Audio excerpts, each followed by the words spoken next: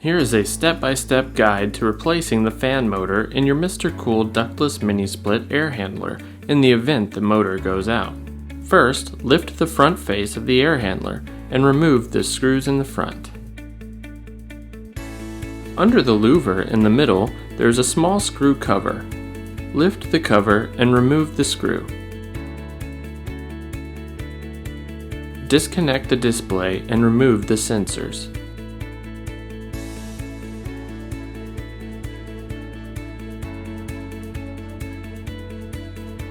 At the top of the air handler, unclip the casing.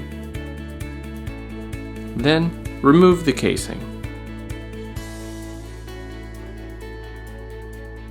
Next, you will need to remove the control panel.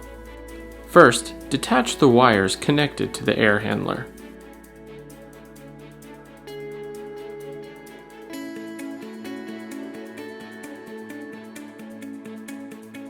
Remove the screw located at the top of the control panel and use a screwdriver to release the control panel from the clips.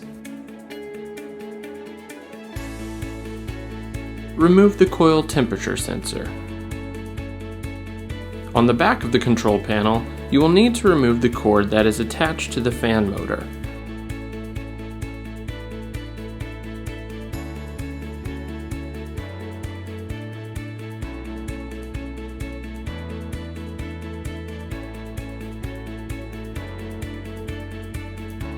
Now the plug is free and the motor can be removed.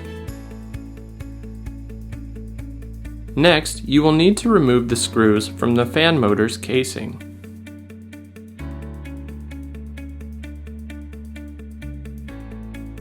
Now go to the other side of the coil. Remove the screw from the left side of the coil. This will allow you to access the set screw inside the fan blade, which is on the right side.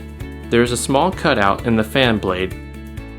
Inside the fan blade is another screw you need to remove in order to release the fan motor.